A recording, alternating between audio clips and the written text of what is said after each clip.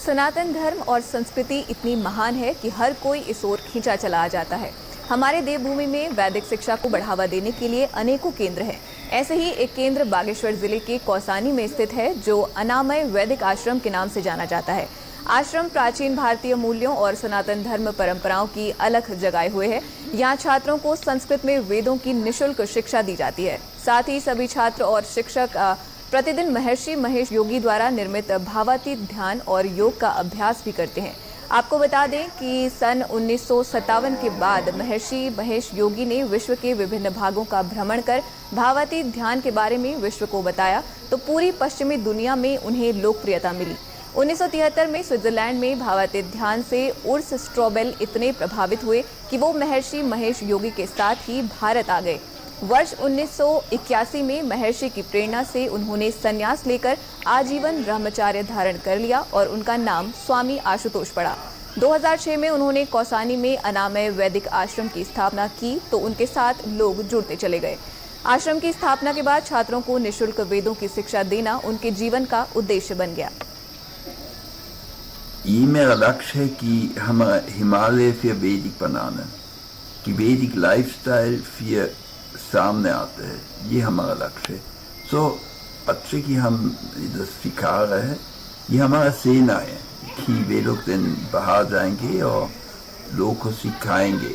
ये हमारा लक्ष्य है कि लोग देखते हैं वेद के अनुसार रहना, भावातीत ध्यान उपयोग करना, लाइफ बहुत आनंद होता है, बहुत सरल होते हैं, बहुत सफलता होते हैं। ये सब इसलिए होते हैं क्योंकि हम ध्यान द्वारा से प्रकृति के नियमों से, मतलब देवता लोग से मदद मिलते हैं, मतलब सब चीज सरल हो जाएंगे। योगा कामा सुकौशला में भगवत गीता बोलते हैं, और ये है क्योंकि हम वैदिक नियमों से, वैदिक देवता से सब टारगेट होते, मतलब एक्टिव होते हैं। आश्रम में शिक्षा ले रहे छात्र शैक्षणिक बौद्धता के साथ साथ पौराणिक, सामाजिक और सांस्कृतिक ज्ञान भी अर्जित कर रहे हैं। आश्रम में सब्जियों की जैविक खेती के लिए लगभग 5 एकड़ जमीन और एक डेयरी फार्म है। आचार्य पंकज पाठक बताते हैं कि वो भावी पीढ़ी को वेद पुराणों का पाठ पढ़ाते हुए उन्हें वैदिक विधि से शिक्षा दे रहे हैं। अनामय वैदिक आश्रम खुलने के बाद स्थानीय लोगों को भी यहाँ रोजगार मिला हुआ है। आश्रम की देखरेख के साथ ही भोजन व्यवस्था, पंचकर्म, गायों की देखरेख के लिए यहाँ वर्षों से लोग काम कर रहे हैं। इसके साथ ही आश्रम में देश विदेश से स्वयंसेवक भी समय समय पर यहाँ आते रहते हैं। उस टाइम जब मैं आया था तो शुरुआत में मेरे को उतना ठीक लगा ही नहीं, क्योंकि यहाँ का माहौल एकदम से घुला नहीं। लेकिन जब मैं पढ़ाई शुरू की धीरे धीरे, तब फिर पता लगा कि वैदिक वांग में बहुत अच्छा विषय है अपनी ज़िंदगी को वो साकार बनाने के लिए। तो मैंने यहाँ से कंटिन्यू पढ़ाई की और अभी मैं संपूर्णानंद विश्वविद्यालय वाराणसी से अपना MA फाइनल कर रहा हूँ। और जो यहाँ का वातावरण है और यहाँ की जो शिक्षा है बहुत महत्वपूर्ण है ज़िंदगी में उन्नति लाने के लिए और अपनी ज़िंदगी को सकाम बनाने के लिए।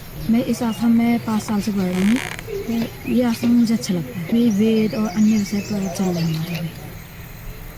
वैदिक शिक्षा के साथ ही अनामय वैदिक आश्रम में आयुर्वेद और ध्यान की शिक्षा भी दी जाती है। यहाँ आने वाले अतिथि भी मौन, वैदिक और योगिक वातावरण के साथ ही प्राचीन भारतीय मूल्यों और परंपरा का बखूबी निर्वहन करते हैं। आश्रम के व्यवस्थापक संजय उप्रेती बताते हैं कि वैदिक शिक्षा को बढ़ावा देने के लिए यहाँ निःशुल्क शिक्षा दी जाती है। सब लोग आ सकते हैं, सब लोग शिक्षा ग्रहण कर सकते हैं। इसमें यहाँ पर किसी वर्ग विशेष जाति के लिए कोई बंधन नहीं है। इसमें सब लोग आ सकते हैं, जो भी शिक्षा प्राप्त करना चाहते हैं, जो भी ये वैदिक शिक्षा को जानना चाहते हैं, वेदों को पढ़ना चाहते हैं, उनका इसमें स्वागत है। इसका नियम यह है कि बच्चा जो यहाँ प्रवेश के लिए बच्चे का जो उम्र है वो 12 वर्ष की आयु होनी चाहिए और कक्षा 5 पास का उसके पास एक सर्टिफिकेट या TC होना चाहिए।